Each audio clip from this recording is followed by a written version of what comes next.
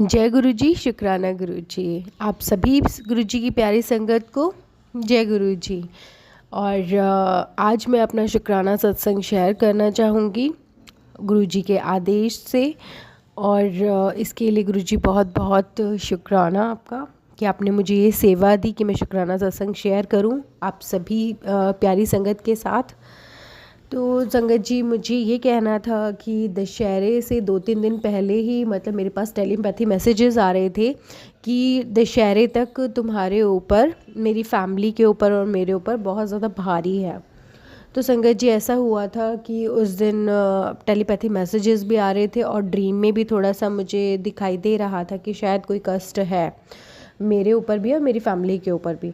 तब गुरुजी ने मतलब सिंपल सा उपाय करने के लिए कहा था कि 7 पान के पत्ते लेकर के और उस पर राम नाम लिखना है हर पत्ते पर, और उसकी एक माला बनानी थी। और माला क्या करना था, आप दशहरे वाले दिन जाकर के हनुमान जी को एक अरदास लगा के आनी थी और भोग में आपको लड्डू लेकर जाना था। और हनुमान जी से अरदास करनी थी कि जो भी हनुमान जी हमारे कष्ट है या जो भी कोई संकट है प्लीज़ उसको हरें और हमारी रक्षा करें। तो ये गुरुजी ने करवाया था और उस दिन शाम तक मतलब बहुत अच्छे से हो गया था, बहुत अच्छे से बीता था संगत जी। और संकट मुझे दिख गया था क्योंकि कहीं ना कहीं गुरुजी मतलब उसका आपको हिंट दे ही देते हैं। हमारी सोसाइटी में जो रावण जब दहन की आई थी बारी करने के लिए, तो उसमें दहन करने के लिए उससे भी पहले संगत जी हम लोग मॉर्निंग में मतलब जब कोई संकट होता है ना तो पूरे चरम सीमा पर होता है, तो वो मतलब बहुत ज़्यादा वो उस उपाय को करने नहीं देता है। ठीक है, आप तक वो कष्ट आना होता है तो आपको करने नहीं देता है। मैंने बहुत टाइम जो हमें 12 बजे तक मतलब कर लेना था सुबह रावण जी की पूजा, तो वो हमने दशहरे की पूजा नहीं कर पा रहे थे 12 बजे से पहले, क्योंकि ऑलरेडी हमें जो पान के पत्ते का उपाय था वो दशहरे की पूजा से पहले पहले करना था। और हम सारे में ढूंढ रहे थे बट हमें पान के पत्ते कहीं भी नहीं मिल रहे थे संगत जी। हमने सारे में ढूंढा बट नहीं मिल रहे थे। काफ़ी टाइम बाद फिर मैंने गुरुजी को अरदास किया कि गुरुजी मतलब बहुत लेट हो गया है और अभी तो मुझे मतलब वो रावण बनाना था तो उसके लिए गोबर वगैरह भी नहीं मिल रहा था, तो बहुत लेट हो गया गुरुजी, प्लीज़ कोई कहीं तो पान के पत्ते दिलवा दो, क्योंकि संकट तो मतलब आपने मुझे बता दिया, ऐसे ऐसे उपाय भी बता दिया, लेकिन उसका जो सामान है वो तो नहीं मिल रहा। फिर गुरुजी का अरदास लगाया। फिर उसके बाद तुरंत बाद ही एक छोटा सा जैसे एक खोखा काउंटर टाइप का होता है वो मुझे दिखाई दिया। उसके आगे से हम लोग मतलब 3-4 बार होके चले गए लेकिन हमें मतलब वो नहीं दिया। लेकिन जैसे ही मैंने वो अरदास किया उसके बस जस्ट 3-4 कदम आगे ही वो मुझे एकदम से मतलब फोकस हुआ। मैंने वहाँ जाके जैसे ही पूछा तो उन्होंने कहा हाँ अवेलेबल है पान के पत्ते। वहाँ से पत्ते लेकर के और मैं जैसे मतलब घर गई, लड्डू भोग प्रसाद भी लिया और इतने मैंने फिर गुरुजी ने किए गाय का और भैंस का मैंने मिक्स करके ऐसे गोबर भी मतलब मिल गया था मुझे। हम लोग घर पे आए, इसको करते करते संगत जी 1:30 बज गया था दिन का, तो बहुत लेट हो गया था। तो मैंने अपने हस्बैंड अंकल को बोला कि खाना तो मैं प्रसाद के रूप में पहले ही बना लिया था मॉर्निंग में। तो इतने मेरे हस्बैंड अंकल ने वो माला तैयार करा पान के पत्तों का, इतने मैंने दशहरा रख दिया था, गोबर से मतलब फिगर उनका बना दिया था, पूरी पूजा की तैयारी कर ली थी, सब कुछ कर लिया था। और मेरे हस्बैंड अंकल, मैंने बोला था कि मैं ये सब तैयारी कर रही हूँ, इतने आप मंदिर में जाइए और हनुमान जी को इस चीज़ के लिए अरदास करके आइए। वो संगत जी सच में ही उस दिन बहुत बड़ा संकट रहा होगा। जो गुरुजी तो पहले ही हमें मतलब अलर्ट कर देते हैं कि संकट है पुत्र, अलर्ट रहो और घर में रहो। उस दिन ये भी था कि घर से बाहर हमें नहीं जाना था, किसी भी कंडीशन में किसी व्हीकल के द्वारा हमें नहीं जाना था, हमें सिर्फ घर में ही रहना था। और शाम को भी मैं देखती हूँ कि जब रावण दहन का हमारा सोसाइटी में ही होता है तो वो उसका जब बारी आया तो उसमें भी संगत जी बार बार मतलब आग लगा रहे थे बट वो लग ही नहीं रही थी। श्री राम के भी नारे लग रहे थे और अपने हनुमान जी के भी नारे बहुत सारे लग रहे थे, बहुत जयकारा लग रहा था उनका, लेकिन फिर भी वो थोड़ा जलता और रह जाता। जब लास्ट मोमेंट पर मतलब सभी जयकारे लगने के बाद भी वो पूरा नहीं जल पा रहा था, तो लास्ट में सबसे मतलब ज़ोरदार जयकारा लगा, हर हर महादेव।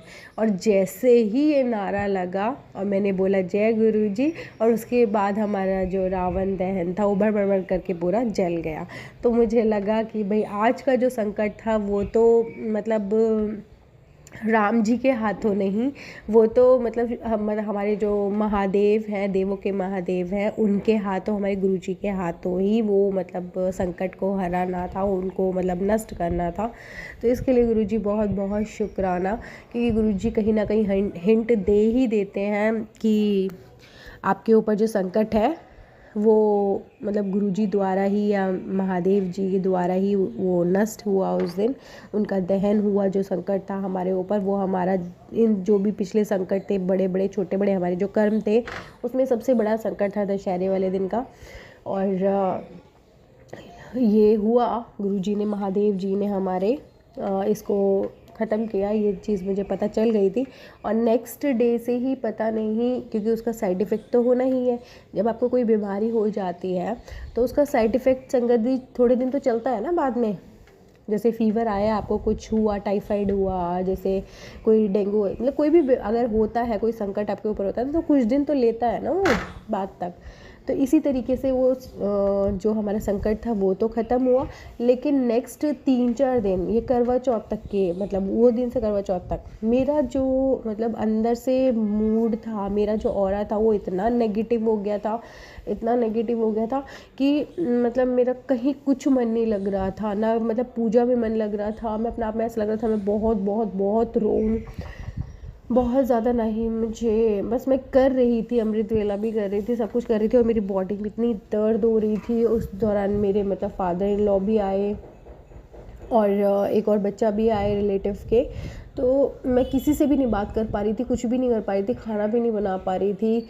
और मुझे ये लग रहा था बस गुरुजी सफाई भी करनी है बहुत सारी, और मेरे मतलब बिल्कुल भी हेल्थ, मुझे अपना मूड ठीक नहीं लग रहा, मुझे इंटरनली ठीक नहीं है। और गुरुजी का बार बार मैसेज आ रहा था, पुत्र शुक्राना कर, सब ठीक हो जाएगा।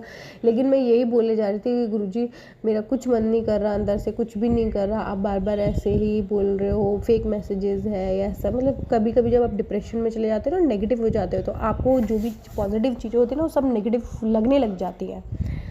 आपको लगता है कि सब कुछ फेक है, ये सब ऐसे ही हो रहा है, कुछ रियलिटी नहीं है, सब ऐसे ही है। और इस बीच मुझे गुरुजी बार बार मैसेज भी दे रहे थे कि आपको ये उपाय कर लो, नेगेटिविटी बहुत ज़्यादा हो रही है, ये थोड़ा सा कष्ट है।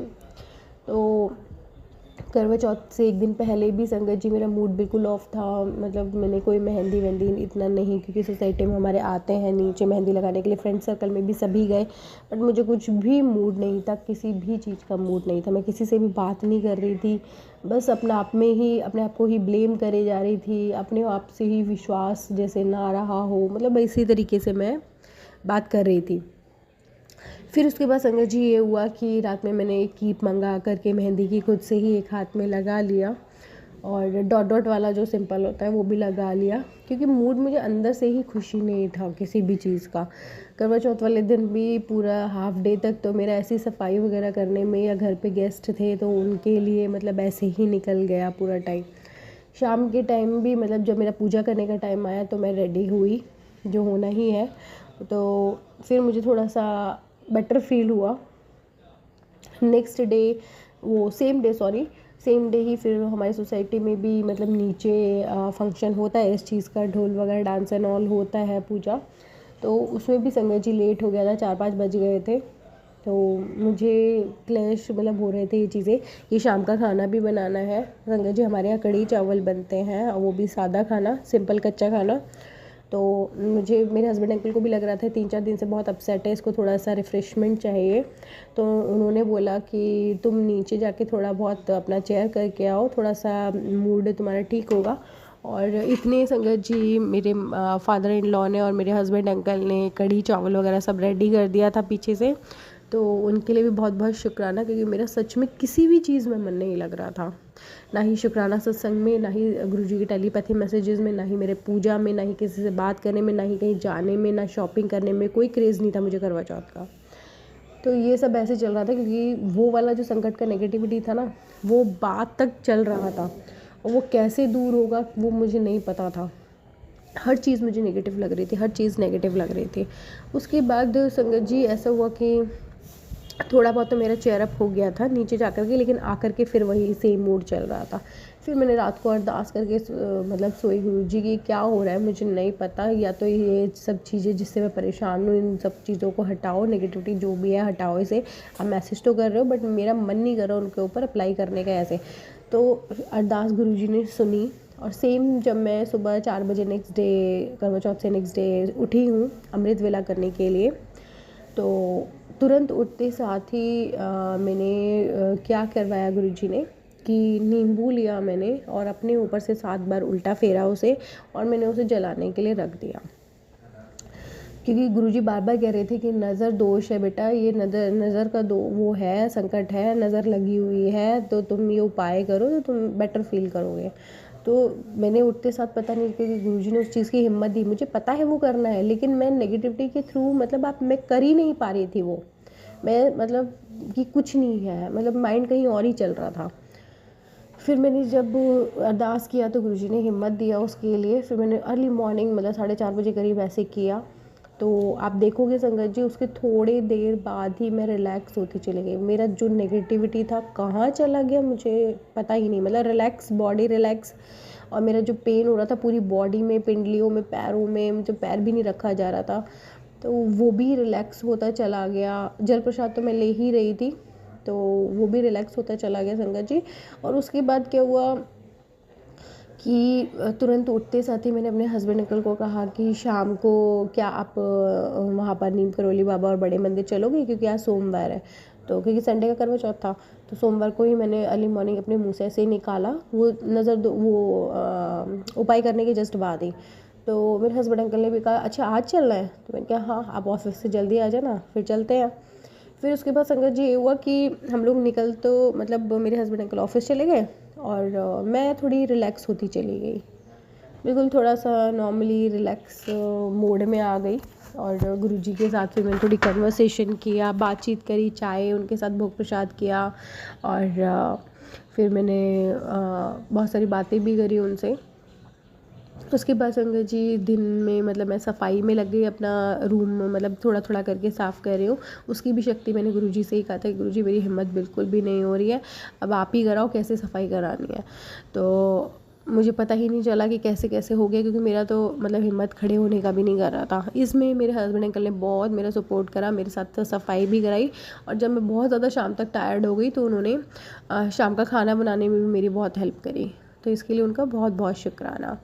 और संगत जी मेरे जो फादर इन लॉ है उन्होंने भी बहुत कोऑपरेट करा, तो उसके लिए भी बहुत बहुत शुक्राना, क्योंकि लेट भी हो रहा था और मेरी हेल्थ बहुत ज़्यादा ख़राब हो रही थी, मुझे कहीं कुछ भी करने का मन नहीं कर रहा था। लेकिन फिर शाम का टाइम आता है, मैं अपने बेटे को स्कूल से लेकर आती हूँ 3:30-4 बजे करीब। आते मैंने अपने हस्बैंड अंकल को फ़ोन करा कि क्या आप हम लोग चल रहे हैं वहाँ पर बड़े मंदिर और नीम करौली बाबा जो छतरपुर में है वहाँ पर, क्योंकि काफ़ी टाइम से ना मेरे हस्बैंड अंकल को जाना था। हम लोग कैची धाम भी होके आ चुके हैं नैनीताल में, और वृंदावन में भी नीम करौली वाले बाबा के जा चुके हैं, तो यहाँ पर हम लोगों का प्लान था, मतलब वो चीज़ हमारे माइंड में था कि हमें जाना है, लेकिन काफ़ी टाइम से डिले हो रहा था और बहुत सारे नीम करौली वाले बाबा के मैसेजेस भी आ रहे थे मतलब रेगुलर कि मतलब मैं तेरे को बुला रहा हूँ, ब्लेस कर रहा हूँ, ये बहुत सारे मैसेजेस आ रहे थे। तो उसके बाद हुआ कि कल वो दिन आ ही गया कि हमें उनका दर्शन करने का सौभाग्य मिला, और वहाँ जाकर के बस संगत जी, लेकिन ये हो रहा था कि जो टाइमिंग थी ना दोनों की बहुत ज़्यादा क्लैश हो रही थी, क्योंकि कल सोमवार था और बड़ा मंदिर भी 7:45 बजे का टाइमिंग दिया हुआ था, और जो हमारे नीम करौली वाले बाबा का आश्रम है वो भी 8 बजे तक ही हो रहा था।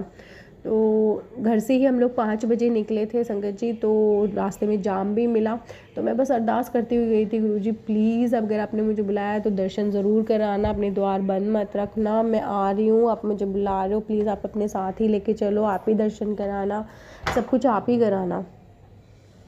तो उसके बाद ये हुआ संगत जी कि हम लोग नीम करौली वाले बाबा के यहाँ से जो फरीदाबाद से 27 किलोमीटर पड़ता है, तो वहाँ पर हम लोग गए। बहुत शांति है, बहुत शांति है। मैं नीम करौली वाले बाबा का भी बहुत बहुत बहुत शुक्राना करूँगी कि उन्होंने मुझे वो मौका दिया कि हम उनके आश्रम पर मतलब गए और हमें वो ब्लेसिंग मिली, अलग से ही बहुत दिव्य टाइप की ब्लेसिंग है। जैसे ही मैंने वहाँ पर एंटर किया अंदर, बहुत शांति, बहुत सुकून। आप इन बाबा का किसी भी आश्रम में चले जाइए, आपको बहुत सुकून मिलेगा, एकदम मेडिटेशन वाला फीलिंग होता है, बहुत शांति सुकून होता है कि आप 3-4 घंटे आराम से बैठ कर सोच सकते हैं, मेडिटेशन कर सकते हैं। आप जैसे ही अंदर गए तो मुझे सबसे पहले माता दुर्गा माता के दर्शन हुए, उसके बाद हम लोगों को शिव दरबार के दर्शन हुए, उसके बाद हमें नीम करोली बाबा का जो मतलब फेस है ना, वहाँ पर आपको देखते ही एकदम पॉजिटिव वाइब्स आएंगी, क्योंकि उनका ना स्माइली फेस वाला है पूरा। तो वो इतना अच्छा है, वो देखते साथ ऐसा लगता है कि वो भर भर के आपको ब्लेसिंग दे रहे हैं। वहाँ पर मेरे को बैठने का इतना मन था ना, क्योंकि ऑलरेडी 7 बज चुके थे वहाँ पर मुझे, और 5 मिनट में फिर भी बैठी वहाँ पर कि मुझे यहाँ पर थोड़ा सा शांति, 5 मिनट मुझे बैठने दो। और 7:45 बजे वहाँ बड़ा मंदिर बंद होना था, और दोनों के बीच का डिफरेंस आधा घंटा था, जो दूरी है 8 से 10 किलोमीटर की, तो आधा घंटा था। तो बस मैंने अपने हस्बैंड के लोग कहा कि 5 मिनट बैठने, तो मैं वहाँ पर कम से कम 2 से 3 घंटे बैठना चाहती थी, और मुझे वो फील भी हो रहा था कि मैं यहाँ बैठूँ, लेकिन टाइमिंग का जो इशू था ना, वो बहुत बड़ा था कि वहाँ मैं बड़े मंदिर का दर्शन नहीं कर पाऊँगी, इसलिए मुझे निकलना था। और वहाँ पर जाते ही मतलब संगत जी प्लीज़ ज़रूर जाइए आप वहाँ पर जाते ही आपको इतनी पॉजिटिविटी फील होगी, और जितना आपके अंदर जैसे ऑरा ख़राब हो रखा है वो सब क्लीन होगा। बाबा की आपको बहुत सारी ब्लेसिंग मिलेंगी, और स्पेशली आप मंगलवार को मॉर्निंग के टाइम जाएं वहाँ पर, और बहुत सारा टाइम बिता के आए। वहाँ पर बाबा की कुटिया भी है, गणेश जी का बहुत सुंदर मंदिर है, बहुत सारे छोटे छोटे मंदिर उसके अंदर आश्रम के अंदर बने हुए हैं, और मंगलवार को वहाँ भंडारा भी होता है मॉर्निंग में, आपको दिव्य दर्शन होंगे। आप वहाँ पर जाइएगा, थोड़ा टाइम निकाल करके वहाँ पर कुछ देर बैठिएगा, 1.5-2 घंटे, आपको लगेगा कि आप बिल्कुल क्लीन आपका ऑरा होकर के आ रहे हैं। आप बहुत मतलब बाबा की और हनुमान जी की ब्लेसिंग लेकर के आएंगे वहाँ से। तो उसके लिए भी मैं नीम करोली बाबा का बहुत बहुत शुक्राना करूँगी कि उन्होंने मुझे ये मौका दिया, ये मेरा सौभाग्य है कि मैं वहाँ तक गई। और मैंने कहा कि मैं दोबारा से मतलब बाबा मुझे ज़रूर बुलाना, और अच्छे से टाइम दे कर के बुलाना, ताकि मैं आपके पास यहाँ पर तसल्ली से 2 से 3 घंटे बैठ के और ध्यान कर सकूं। और उसके बाद संगत जी हम लोग वहाँ से जल्दबाजी में थोड़ा सा निकले बड़े मंदिर के लिए, और मैं रास्ते में कहती गई थी कि गुरुजी प्लीज़ अरदास सुन लेना, और प्लीज़ प्लीज़ प्लीज़ द्वार आपके बंद ना हो, क्योंकि मैं दूर से आ रही हूँ और काफ़ी दिनों बाद आप मुझे बुला रहे हो। तो ये चीज़ें थी, लेकिन गुरुजी की मेहर है, बाहर ही हम लोगों को पार्किंग मिला, और लेकिन शटल सेवा नहीं मिल रही थी, तो ये भी गुरुजी का ही होगा, क्योंकि मुझे बहुत दिनों से पैरों में पिंडलियों में बहुत दर्द था। तो गुरुजी ने कहा नहीं पैदल ही आ भाई, तो पैदल ही हम लोग बड़े मंदिर तक गए, बाहर मेन रोड से टी पॉइंट से। तो लेकिन दरबार तो खुला था, बहुत अच्छा था। तो इसके लिए गुरुजी बहुत बहुत शुक्राना कि आपने अपनी बेटी की सुनी और मुझे उस चीज़ का अवसर दिया दर्शन करने के लिए। तो हम लोग जैसे ही अंदर एंटर करते हैं तो बहुत अच्छी वाइब, तो आपको पता ही है जो जा चुके हैं बड़े मंदिर, वहाँ की वाइब्स इतनी अच्छी हैं। कल मुझे डबल ट्रिपल मतलब 100 टाइम्स मल्टीपल ब्लेसिंग मिली, और जितना भी मेरा ऑरा ख़राब हो रहा था, मैंने बहुत सारा समाधि जो है गुरुजी का अपने वहाँ पर मैंने बहुत सारा रिग्रेट भी किया, बहुत सारा माफ़ी भी मांगा कि इन दिन 3-4 दिनों में मैंने आपसे बहुत लड़ाई करी है, मैंने आपको बहुत ज़्यादा मतलब कहते हैं ना कि बुरा भला, या ऐसा कि आप कुछ नहीं कर रहे हो, या ऐसे है आपको बस ये लग रहा है कि आप मुझे बस पनिश करे जा रहे हो, करे कितना और करना है, मतलब इस तरीके के ऐसे मतलब मैं बात कर रही थी कि मैंने मुझसे गलती हो गई, वो कुछ मेरा दिमाग कुछ अलग ही हो रहा था, लेकिन मुझे इसके लिए माफ़ करना, और प्लीज़ मुझे आगे के लिए रास्ता दिखाओ कि मुझे क्या करना है। तो ये रास्ता मतलब कॉन्वर्सेशन इस टाइप का चल रहा था, और आगे जाते हैं तो अपने गुरुजी का जो मेन मंदिर है वो पता नहीं क्यों अंदर से बंद था, और बाहर ही स्टेप जैसे हम सीढ़ियाँ चढ़ते हैं वहीं पर ही उनका दरबार लगा हुआ था, और बहुत अच्छे दिव्य दर्शन हुए वहाँ पर। और वहाँ से हम लोग बस चलते ही रहते हैं, तो उतरे और हम लोग लंगर प्रसाद वाले रूम में जाते हैं। तो संगत जी कल कुछ मैं मतलब गलत नहीं कहना चाहूँगी, बस मैं थोड़ा सा ध्यान दिलाना चाहूँगी, जो वहाँ पर सेवादार हैं वो सेवा कर रहे हैं उसके लिए बहुत बहुत शुक्राना। लेकिन थोड़ा सा वहाँ पर एक और बात संगत जी कि मुझे कल गुरुजी ने बोला था कि तेरा लोटा जो है, जो हम लोग ब्लेस करवा के लाए थे मैं अपने बेटे के लिए, वो खंडित हो गया है। जिस दिन मैंने लोटा लास्ट टाइम ब्लेस करवा के लाई थी, उस दिन मैं गुरुजी का छोटा सा ना लॉकेट वाला ना स्वरूप भी ब्लेस करवा के लाई थी, बट लास्ट टाइम जब गुरुजी ने कहा था बहुत बड़ा संकट है, तो वो लॉकेट वाला जो स्वरूप था मैं जल प्रसाद में अंदर ही डिप करके रखी थी, और बहुत बड़ा संकट था जिसकी वजह से वो लॉकेट ना अंदर ही टूट गया था जल में। तो मैं बहुत टाइम से ना उस लॉकेट को भी रख ही रही थी, मैंने उसका कुंदा हटा दिया था ऊपर से, लेकिन मैं उसको अंदर डिप ना करने की वजह से ऊपर ढक्कन के ऊपर रख देती थी। तो लेकिन गुरुजी का मैसेज आ रहा था कि बेटा ये लॉकेट भी और ये भी मतलब दोनों खंडित हो गए हैं, हटाओ। तो कल दोबारा से मैं वो मैंने लोटा जो था वो हटा दिया था, और कल मैं दोबारा से मतलब ब्लेस करवाने के लिए अपना लोटा लेकर गई थी, छोटा सा कॉपर का। और उससे पहले मैंने उसके स्टिकर वगैरह सब हटा दिए थे, और वहाँ पर सेवादार जी जो थे उन्होंने उसको लोटे को ब्लेस करा और मुझे दिया। मेरे हाथ में एक्चुअली संगत जी मेरे हाथ में वो लोटा भी था, मेरा पर्स भी था, और जैसे ही मतलब मैं अंदर सेवादार गई, वहाँ पर जब लंगर प्रसाद जहाँ मिलता है रूम में वहाँ पर गई, तो हम लोग लाइन में लगे हुए थे। कुछ संगत को बिठा कर के 4 वाले प्लेट में से शेयरिंग हो रहा था, लेकिन एक सेवादार ने हमें मतलब उधर की साइड दूसरी लेन में मतलब ट्रांसफ़र कर दिया, मोड़ दिया कि आप उधर से जाइए। और उस वाली लाइन में क्या था, आपको पैक करके दिया जा रहा था, मतलब डोने में दिया जा रहा था। कल मिला था हमें हलवा प्रसाद और 2 ब्रेड पकोड़े, और चाय प्रसाद तो आपको पता ही है संगत जी मिलता है। तो मुझे पता था, मेरे हाथ में मुझे पूरा फोकस था कि एक हाथ में मेरे लोटा है और एक हाथ में मेरा मतलब पर्स है। पर्स को मैंने जस्ट हाथ में ऐसे ग्रैब कर लिया, मतलब पकड़ लिया, अपना पकड़ बना लिया बगल में, और मैं एक हाथ में मेरे वो छोटा सा लोटा था। तो मुझे पता था कि मुझे जो प्रसाद दे रहे हैं वो बहुत अच्छे से पकड़ना है, लेकिन जो सेवादार थे ना संगत जी, वो फटाफट इतनी स्पीड पे दे रहे थे, वो मतलब हंसी मजाक कर रहे थे बराबर वाले से खड़े होकर के। उन्हें ये नहीं पता था कि आप जो इसको पकड़ा रहे हो, मतलब उन्होंने सही से पकड़ा भी, आप कहाँ पकड़ा रहे हो, मतलब उनको फोकस नहीं था बिल्कुल भी। तो उसमें से क्या हुआ, मुझे पता था कि मेरे को पकड़ना है अच्छे से, लेकिन उन्होंने मेरे हाथ में दिया ही नहीं, उससे पहले उन्होंने छोड़ दिया। तो संगत जी उसमें क्या था कि एक ब्रेड पकौड़ा नीचे गिर गया उसमें से 2 में से। तो मुझे पता था, मुझे बहुत अजीब सा भी लगा वहाँ पे। मैंने बोला भी, कुछ बोला नहीं उनको, क्योंकि गुरुजी ने मतलब इतना तो संयम दे ही दिया है कि कुछ भी आपके साथ हो तो बस आप चुप लगा जाइए, और जो देखना है मैं खुद देखूँगा। तो संगत जी सबके सामने उन्होंने मुझे ये डांट दिया कि आंटी जी आपका ध्यान कहाँ है, सही से क्यों नहीं पकड़ते हो। तो उन्होंने उल्टा मुझे ही ब्लेम कर दिया, जबकि उनका खुद का ध्यान कहीं और हंसी मजाक में था। बस वो मतलब ऐसे पकड़ाए जा रहे थे, उनको खुद नहीं पता था कि वो कहाँ किसको क्या पकड़ा रहे हैं, किसका हाथ कहाँ पर है। तो मैंने तो उसको मतलब नीचे से जो गिर गया था उसको मैंने ब्रेड पकौड़े को उठाया और अपने माथे से लगा करके मैंने उसको वो करा, और मैंने बोला गुरुजी, फिर भी मैंने यही बोला गुरुजी मुझे माफ़ करना, मैंने सही से पकड़ नहीं पाई। लेकिन मुझे इंटेंशनली अंदर से ये पता था कि ये उनकी गलती है। तो मैंने गुरुजी को फिर भी मैंने बोला, मैं गुरुजी मुझे माफ़ करना कि मैंने सही से प्रसाद को नहीं लिया, और मैंने इसके लिए कुछ कहा भी नहीं और बाहर चली गई। जैसे हम बाहर जा रहे थे तो फिर जल प्रसाद की बॉटल्स मिलती जा रही थी। फिर मैंने अपने हस्बैंड अंकल को बोला कि मेरा गलती नहीं था, उन्होंने सही से, तो क्योंकि देख और भी लोग रहे थे। तो फिर मेरे हस्बैंड अंकल भी बहुत पोलाइट है, उन्होंने कहा कोई बात नहीं, ऐसा हो जाता है, कोई बात नहीं, तुम चलो। लेकिन मेरे मन में अंदर से ये चीज़ थी कि मतलब थोड़ा सा प्लीज़ सेवादार जी, प्लीज़ प्लीज़ प्लीज़, इसमें कोई मैं आपको वो नहीं कर रही हूँ, ब्लेम नहीं कर रही हूँ, प्लीज़ थोड़ा फोकस दीजिए, जब तक दूसरा इंसान के हाथ में अच्छे से पहुँच ना जाए चीज़ तब आप उसको छोड़िए। तो इसके लिए अगर कुछ मैंने गलत कह दिया हो तो मुझे माफ़ कीजिएगा। बस जल प्रसाद लेकर के हम लोग घर आ गए, मतलब जैसे हम लोग बाहर निकले सारी चीज़ें, तो मैंने गुरुजी को बहुत शुक्राना करा कि गुरुजी आपने मुझे यहाँ पर दरबार में बुलाया, उसके लिए बहुत बहुत शुक्राना।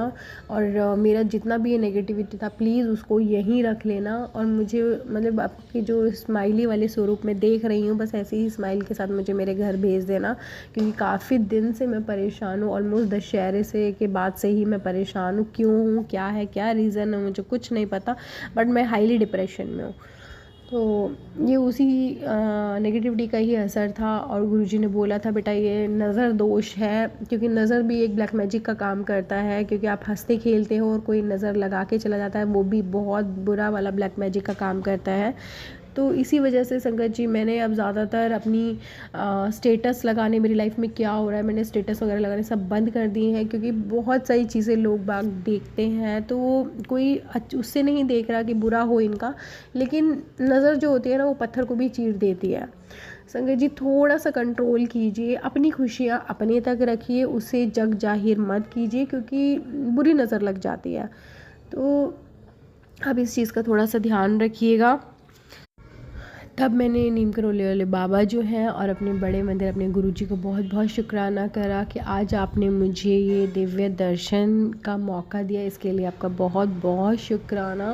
प्लीज़ मुझे जल्दी से फिर से बुलाना क्योंकि आज मुझे तसल्ली मिली है, लेकिन कुछ देर रुकने का जो होता है ना कि मुझे मन था कि मैं कुछ देर वहाँ बैठूं, लेकिन ड्यू टू टाइम का थोड़ा सा कमी था, उसकी वजह से मैं नहीं बैठ पाई। लेकिन मैं स्पेशली किसी चीज़ के लिए इसके लिए आऊँगी ज़रूर, तो इसके लिए मुझे प्लीज़ दोबारा मौका ज़रूर देना।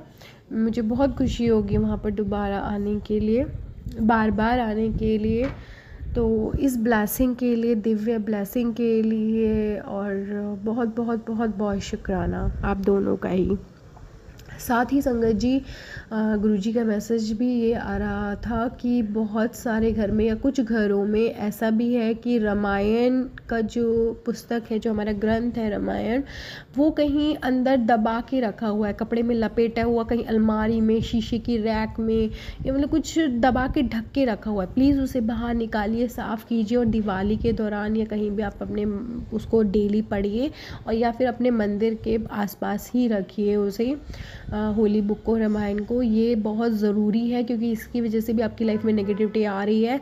जो आपके पास ग्रंथ है, जिनके पास नहीं है तो वो स्पेशली लेकर आए ख़रीद करके रामायण को, और हर घर में रामायण होना ही चाहिए। तो आप या तो लेकर आइए और या फिर किसी की अंदर कहीं अलमीरा में बंद रखा हुआ है या फिर कपड़े से ढका हुआ धूल में हो रहा है, प्लीज़ उसे बाहर निकालिए। और अब दिवाली का टाइम है तो मतलब वो उनका तो कहते हैं ना कि बहुत हाई पीक पर एनर्जी है हमारे राम जी की, तो प्लीज़ आप इस टाइम, इस दौरान डेली पढ़िए, या फिर कार्तिक मास भी चल रहा है तो आप कीजिए, इसको शुरुआत कीजिए और बाहर निकालिए और डेली पूजा के स्थान पर रखिए इन्हें। और किसी के पास रामायण नहीं है तो प्लीज़ हर घर में रामायण होनी ही चाहिए। और एक दूसरा और था, प्लीज़ चेक कीजिए कि अपने ड्रॉर्स में और जितना भी आपका जहाँ पर आप धार्मिक पुस्तकें, व्रत, कहानियाँ ये सब रखते हैं, वहाँ पर गणेश जी की ऐसी कोई कहानी की किताब होगी या कोई भी कहानी किताब हो जो खंडित हो चुकी है, फटी हुई है, टाइटल फटा हुआ है, पेपर्स बहुत पुरानी 12-13 साल पुरानी हो चुकी है, प्लीज़ उसको बाहर निकालिए, वो खंडित हो चुकी है, आप प्लीज़ उसको जल प्रवाह कीजिए। ये हाई अलर्ट पर है क्योंकि उसकी वजह से आपके यहाँ नेगेटिविटी आ रही है। वो ब्लॉकेज, आपके जो काम बनने होते हैं, जो आपकी विशेज़ होती है, यही छोटी छोटी चीज़ें होती हैं जो ब्लॉक बन करके खड़ी हो जाती हैं। तो आप प्लीज़ इनको जल प्रवाह कीजिए और फिर कोई एक ख़ास दिन, अच्छा दिन देख करके, जो भी अब इस टाइम तो अच्छे ही दिन हैं सब, तो आप दोबारा से उसको ख़रीद कर लेकर आइए। तो जल प्रवाह करना ज़रूरी है, आपको उसे रद्दी में नहीं बेचना है, आपको जल प्रवाह करना है। जो काफ़ी साल पुरानी हो गई हैं किताबें, व्रत कहानियाँ वाली जो होती हैं, गणेश जी की होगी कोई तो उसके प्लीज़ ज़रूर कीजिए। और संगत जी एक बात और, कि पूरा सत्संग अंत तक ज़रूर सुनिए ताकि गुरुजी की पूरी ब्लेसिंग आपको मिल सके। आधी अधूरी ब्लेसिंग से ना ही आपके काम, आपकी विशेज़ पूरी होंगी, ना ही पूरे संकट कटेंगे। पूरी विशेज़ सत्संग मतलब आप सुनेंगे तभी आपकी विशेज़ भी कंप्लीट फुलफ़िल होंगी। तो इसी के साथ संगत जी, गुरुजी और संगत जी आपका बहुत बहुत शुक्राना कि आपने मुझे ये सेवा का मौका दिया कि मैं आप तक अपनी बात, अपना शुक्राना सत्संग शेयर कर सकूं। तो इसके लिए गुरुजी का भी और आपका भी बहुत बहुत शुक्राना। जय गुरुजी, शुक्राना गुरुजी। अपना शुक्राना सत्संग को पूरा करूंगी मंत्र जाप के साथ। ओम नमः शिवाय, शिवजी सदा सहाय। ओम नमः शिवाय, गुरुजी सदा सहाय। जय गुरुजी, शुक्राना गुरुजी।